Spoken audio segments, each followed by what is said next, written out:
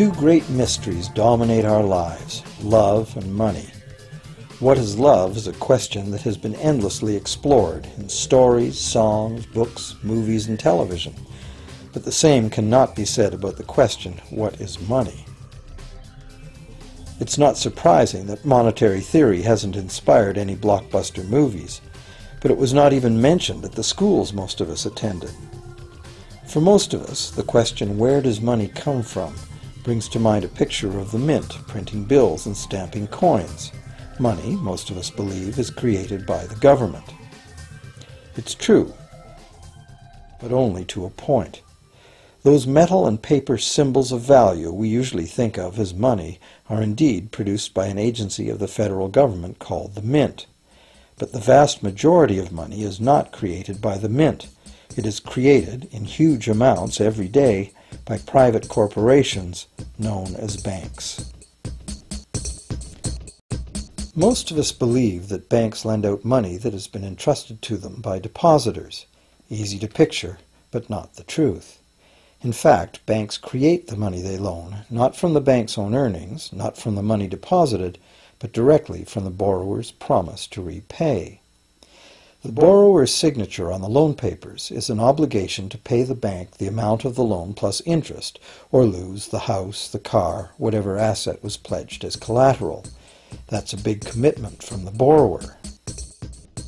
What does the same signature require of the bank? The bank gets to conjure into existence the amount of the loan and just write it into the borrower's account. Sound far-fetched? Surely that can't be true. But it is.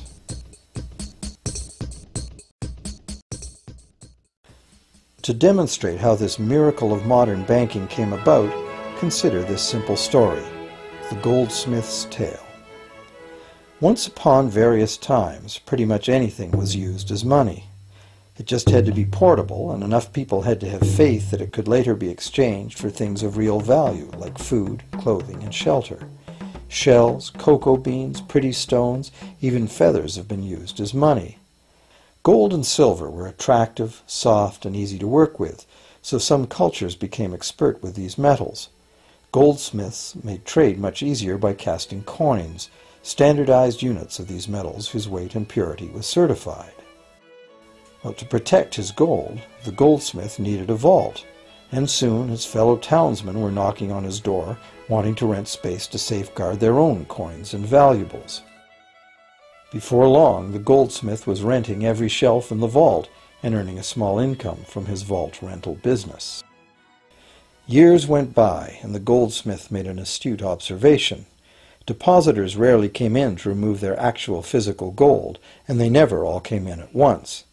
That was because the claim checks the goldsmith had written as receipts for the gold were being traded in the marketplace as if they were the gold itself. This paper money was far more convenient than heavy coins, and amounts could simply be written instead of laboriously counted one by one for each transaction. Meanwhile, the goldsmith had another business. He lent out his gold, charging interest.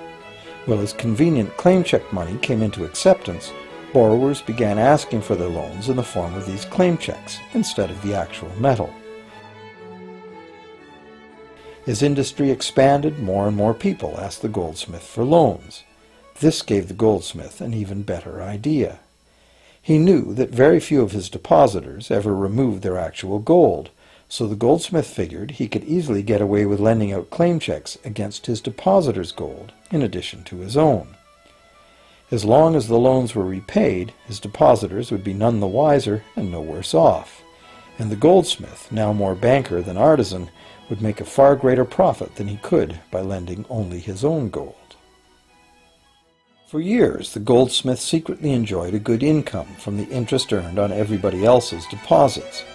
Now a prominent lender, he grew steadily richer than his fellow townsmen, and he flaunted it. Suspicions grew that he was spending his depositors' money. His depositors got together and threatened withdrawal of their gold if the goldsmith didn't come clean about his newfound wealth. Contrary to what one might expect, this did not turn out to be a disaster for the goldsmith. Despite the duplicity inherent in his scheme, his idea did work. The depositors had not lost anything. Their gold was all safe in the goldsmith's vault. Well, rather than taking back their gold, the depositors demanded that the goldsmith, now their banker, cut them in by paying them a share of the interest. And that was the beginning of banking.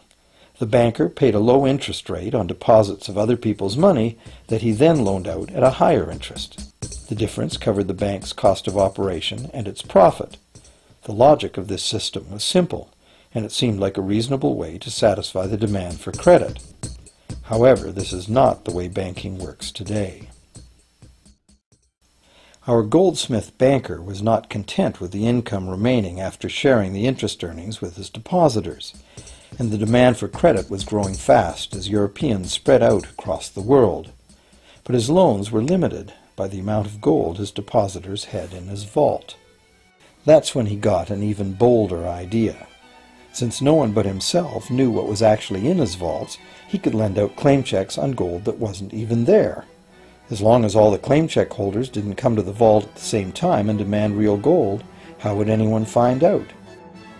This new scheme worked very well, and the banker became enormously wealthy on the interest paid on gold that did not exist. The idea that the banker would just create money out of nothing was too outrageous to believe, so for a long time the thought did not occur to people. But the power to just invent money went to the banker's head, as you can well imagine. In time, the magnitude of the banker's loans and his ostentatious wealth did trigger suspicions once again. Some borrowers started to demand real gold instead of paper representations. Rumors spread. Suddenly, several wealthy depositors showed up to remove their gold. The game was up. A sea of claim check holders flooded the street outside the closed doors of the bank. Alas, the banker did not have enough gold and silver to redeem all the paper he had put into their hands. This is called a run on the bank, and it is what every banker dreads. This phenomenon of a run on the bank ruined individual banks and, not surprisingly, damaged public confidence in all bankers. It would have been straightforward to outlaw the practice of creating money from nothing. But the large volumes of credit the bankers were offering had become essential to the success of European commercial expansion, so instead the practice was legalized and regulated. Bankers agreed to abide by limits on the amount of fictional loan money that could be lent out. The limit would still be a number much larger than the actual value of gold and silver in the vault. Quite often the ratio was 9 fictional dollars to 1 actual dollar in gold. These regulations were enforced by surprise inspections. It was also arranged that, in the event of a run, central banks would support local banks with emergency infusions of gold. Only if there were runs on a lot of banks simultaneously would the banker's credit bubble burst and the system come crashing